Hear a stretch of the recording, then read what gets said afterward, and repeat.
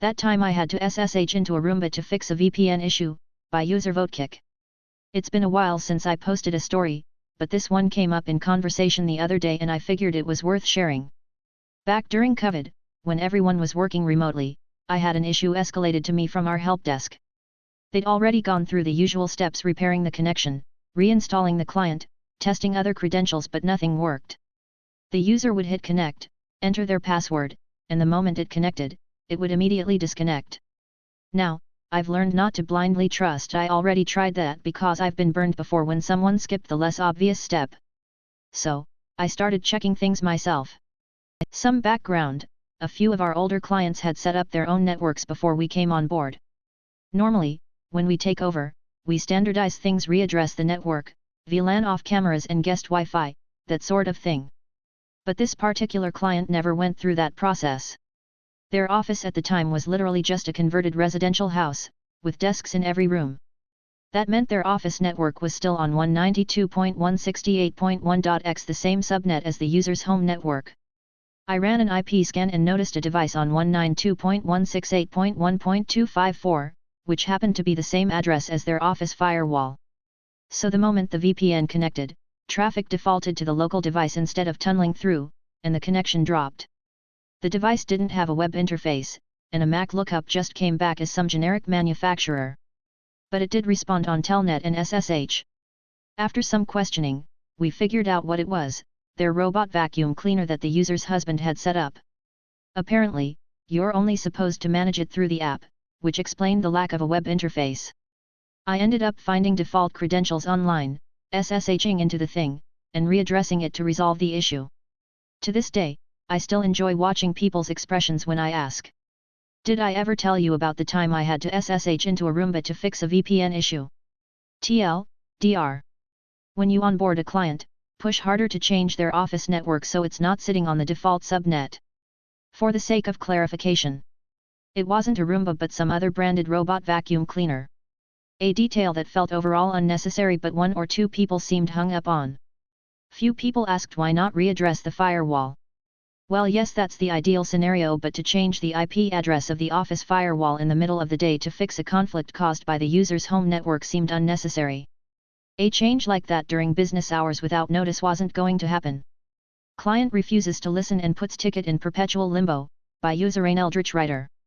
I work for the state doing IT work for other state gov offices. Specifically, my team handles phone support, Teams phones, VoIP phones, occasionally headsets. Usually it's pretty bland stuff, but yesterday afternoon I got a ticket that this one office needs updates to their call tree. Basically, for those who don't know, it's where you call a number and you get the option to press 1 for X, 2 for Y. It can get a little more complicated because you can press 1 for X and then it can prompt you to press 1 to 5 for Y. This ticket, tragically, was not a simple update some names and numbers to account for new/leaving employees. It was a full-blown overhaul. Great. Wonderful. Perfect.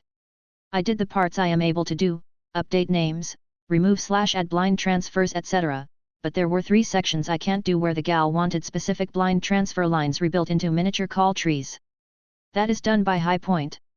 No problem, I put a ticket in for HP, and they responded that they will need main menu recordings from this office for those 3 new call tree branches before they can proceed. I go on the OG ticket and explain this to the gal, that HP is working on the remaining sections as that is handled by them and not our office, what they need, and that she can email the recordings to me and I will send them to the HP tech we're working with. Simple, right? God no. I'm pretty sure she just straight up ignored what I said, as she instead began demanding a list of what their call flow looks like because I gave them one before. The whole reason I sent her a screenshot of the call tree on her last ticket was BC she wanted a section that did not exist on the call tree to be updated and was flipping out about me making things difficult, when in reality she gave me the wrong call tree to be updated, but I conceded. I told her that the call tree end result won't look any different from the template she attached for what she wants done, and explicitly told her that this is not complete, that sections XYZ are being handled by Highpoint and they are waiting for the main menu recordings from her. That was end of day yesterday. I log in today, hoping that things will be better. What a fool I am for that. She's sent me multiple emails before I even got to my desk complaining about how the call tree isn't finished, how she needs sections XYZ updated to look like so and so. Why am I sending her this if it's not complete? Blah blah, blah. She was complaining about everything I told her is being handled by HP. So I reiterate to her, for the fourth damn time, that I can't make any changes to those sections. There is a ticket in with HP to update those in accordance to the template you sent us, but they will not proceed until you send in the new main menu recordings. We are literally in limbo on this ticket because we're waiting on her. There's been no resolution yet since she hasn't gotten back to me, or answered my calls, since then, but this is just going to be a long circus dealing with her. Edited, added a word for clarification. Update, ticket got resolved. It took 3 other techs explaining this to her for her before we were able to get anywhere, and the additional techs got dragged into this because she made a new ticket for the exact same thing even though the ticket was in limbo BC of her. That time we accidentally bricked the CEO's parents' clinic network, by user check tech 00. I'm doing an apprenticeship at a company that manages networks for medical practices. Both our office and all the practices we support run on Unify gear. One of those clients just happens to be the CEO's parents, whose clinic is literally right next door. Their network is set up behind our office network. One day, a colleague was tasked with setting up a demo server rack. Plug a laptop into the Unify Dream machine via LAN, Wi-Fi off just to be safe, load up a backup image, add it to enterprise management, done. Except, not done. After the backup was supposedly restored, we disconnected the LAN and tried to reach the UDM's web interface through the management portal. But it just didn't appear. So we kept poking at it, scratching our heads over what was wrong. That's when the clinic next door, the CEO's parents' clinic, suddenly lost their entire network. Turns out the UDM's web interface we'd been happily messing with wasn't the demo unit in our rack, nor the one providing internet to the rack from our own office. Nope, we'd somehow managed to connect straight into the CEO's parents' live production system, which was also conveniently named exactly like our backup, so we didn't notice, and pushed the backup image there. Needless to say, nobody was particularly amused. Since that day, we use a separate Unify account which can only manage demo and other clients' networks, not the company network or that clinic's network. Sometimes I don't like helping people, by user angry_dragon. I'm not in tech support, but on rare occasions do some troubleshooting for colleagues and decide if something can be fixed in office, software, or needs a proper technician, hardware. A colleague asked me to take a look at his laptop. His Microsoft Word is slowing down and Excel is not responding, with a very slow laptop performance. Turns out he has 10 plus Chrome tabs open, several Word windows, several Excel windows, and has not rebooted his laptop in weeks. The real trouble happens when I tell him to save and close the windows, then reboot. Conversation as follows. Colleague, but Dragon, how do I do work if I close them? Dragon, me then continue from where you left off. Reboot only takes a minute anyway. Colleague, I need all these files. What happens if they disappear? Dragon, that's why you should save them. Now do it. Colleague, never mind, I'll do it later. But the laptop is still slow. What did you do to make it so slow? Angry_dragon, oi hello, you asked me to check it because it was slow and you now blame me. At that point, I told him to handle his own problems and went off elsewhere. Always refused to help him after that. I swear, some people exist to piss off others. An unusual request for new laptop power cable, by user Anonymous 2. First of all, apologies as English is not my first language, and this happened quite some time ago, so I don't quite remember all the details. I work as a product lead and full-stack developer in a non-profit organization based in the UK.